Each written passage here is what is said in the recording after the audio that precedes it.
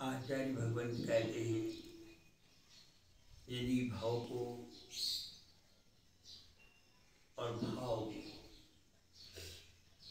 यदि संभालना चाहते हो तो अपने सोच को और अपने बोल को व्यवस्थित रखो, क्योंकि हमारा सोच हमारे ऊपर प्रभाव डालता है, दूसरे पर पड़े या ना पड़े, परंतु स्वयं के लिए तो वो घातक होता ही है। और हमारा बोल दूसरे के ऊपर भी प्रभाव डालता है। अपने को घात हो ना हो, लेकिन पर का घात होता है।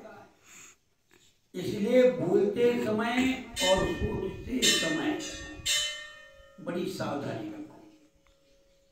आप सोच रहे हो, आपको कर्म चालू हो गया, उस कर्म का फल उसे मिले ना मिले ये कोई गारंटी नहीं, लेकिन स्वयं को तो मिलेगा ही मिलेगा।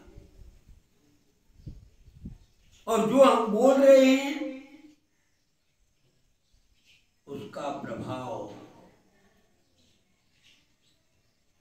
कैसा पड़ेगा, क्योंकि आचरण को बिगाड़ने वाला है सोच और व्यवहार को बिगाड़ने वाला है बोल। बोल जो है आपका यदि घटिया है तो आपका व्यवहार बिगड़ जाएगा, आपसे लोग प्यार नहीं करेंगे, आपको सम्मान नहीं मिलेगा। और यदि आपका बोल उत्तम है तो आपका व्यवहार उत्तम है, आपको लोग सम्मान देंगे, क्योंकि बोली का ये प्रभाव है कि एक बोल तुम्हें सम्मान दिलाता है तो एक बोल आपको अपमान के गर्त में धकेल देता है। कहा भी गया है, बचनन हाथी पाइए बचनन हाथी पांव। एक शब्द औषधि करे, एक शब्द करे घाव। आप यदि अपने बचनों को संभाल कर शब्द समारे बोलिए, शब्द के हाथ न पाओ, एक शब्द औषधि करे, एक करत है घाव। ये भी कहा कि वचन संभाल करके, अगर आपका वचन संभल गया तो आपका जीवन, आपका व्यवहार संभल गया। क्योंकि दो ही बातें, एक तो सोच और एक बोल, इन दोनों से ही संसार और व्यवहार चलता है। संसार की स्थिति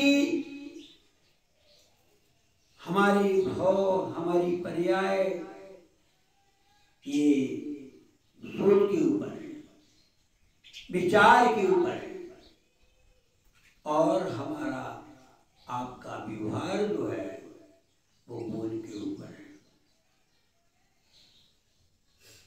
इसलिए हमारा सोच और बोल सुंदर होना चाहिए, अच्छा होना चाहिए। वाणी में मधुरता हो, हित मित प्रियता हो, और सोच में सामने वाले का उत्थान हो, अपने कल्याण का भाव। अगर हमारा सोच बिगड़ गया तो कहते सब कुछ बिगड़ गया। इसलिए आचार्य भगवान कहते हैं कि तीन सोच कभी भी नहीं आने देना चाहिए जीवन।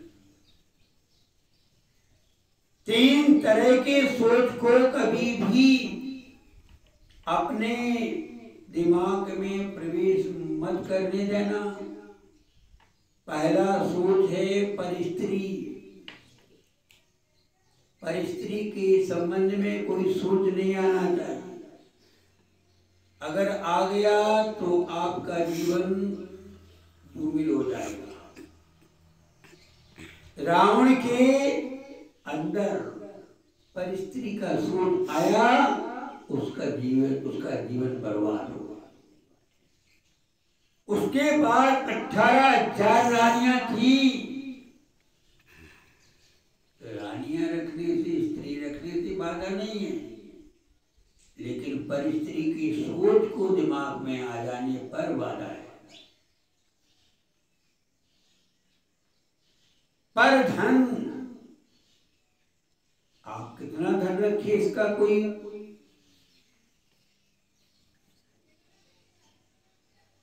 विकल्प नहीं है। तो खूब रखिए धन, इससे कहीं नहीं। चक्रवर्ती के पास कितना धन होता है? 6 खंड का अधिपति होता है। तो धन रखने से कोई बाधा नहीं है, लेकिन पर के धन में सोचने पर, पर के धन के संबंध में मत सोचो। पर धन का सोच आ जाए तो दुर्गति निश्चित है, दुर्दशा होगी। ऐसे कौरव के अंदर पर धन के संबंध में सोच आ गई, बस उनकी दुर्गति होगी। दुर्योधन की दुर्गति होने का कारण पर धन का सोच था। और आज जितने भी झगड़े टंटे विडंबनाएं देखी जाती है, वैमनस्यता, ये सब पर धन के सोच के संबंध में है, पर स्त्री के सोच के संबंध में है। और तीसरी बात कही गई पर अपकृति, दूसरे के द्वारा किए गए अपकार के संबंध में। किसी ने आपके साथ गड़बड़ कर दिया, कुछ गलत कार्य कर दिया, तो आप उसको भूल जाओ। अगर आप उसे याद रखोगे, जब जब याद आएगी आपके परिणाम बिगड़ेंगे। भूल जाओगे तो आपके परिणाम नहीं बिगड़ेंगे, और जब परिणाम नहीं बिगड़ेंगे तो पर्याय बिगड़ने का सवाल ही नहीं। भाव नहीं बिगड़ेंगे तो भाव नहीं बिगड़ेगा। इसलिए हमें पर धन, पर स्त्री और पर के द्वारा किए गए अपकार को कभी नहीं सोचना चाहिए। और सब सोचिए, इन 3 सोचों को अपने जीवन में प्रवेश मत देना। और बोली भी तो 3 तरह की बोली मत बोलना, बाकी सब बोली चल जाए। एक तो मर्म भेदी, पीड़ाकारी और कटु, छिद जाए, गोली से बोली बुरी, गोली से बोली बुरी। गोली तो सही, मनुष्य बोली सही नहीं, क्योंकि गोली को एक बार तो सहन कर लेता है, लेकिन बोली सहन नहीं होती। इसलिए मर्म भेदी बोली कभी नहीं बोलनी। परुष, पीड़ाकर और कटु, ये 3 तरह की बोली अगर तुम्हारी जिह्वा पर आती है तो समझ लेना चाहिए कि हमारा व्यवहार बिगड़ाया है, हमारा जन्म लेना व्यर्थ है। और यदि वाणी इन 3 से रहित हो तो वीणा का काम करेगी, और वाणी यदि इन 3 में से एक के भी साथ है तो वो बाण का काम करेगी। इसलिए इन 3 तरह की बोलियों को कभी मत बोलना, क्योंकि आपने सुना होगा कि एक बार शेर के लिए कुत्ता कहा गया था। घाव कुल्हाड़ी का भर गया था, लेकिन उसके लिए से लग गया था, वो जो है नहीं निकला, वो सदा हरा रहा। इसलिए समझ करके वो बहू ने जो सास की बात कह दी थी और उसने अपना तो प्राण गंवाया ही, ससुर भी टंग गए और बेटा भी टंग गया और स्वयं को टंगना पड़ा। तो मर्म वेदी वचन कभी नहीं बोलना, 3 तरह का सोच कभी नहीं रखना और 3 तरह के बोल कभी नहीं बोलना, आपका जीवन सार्थक हो जाए।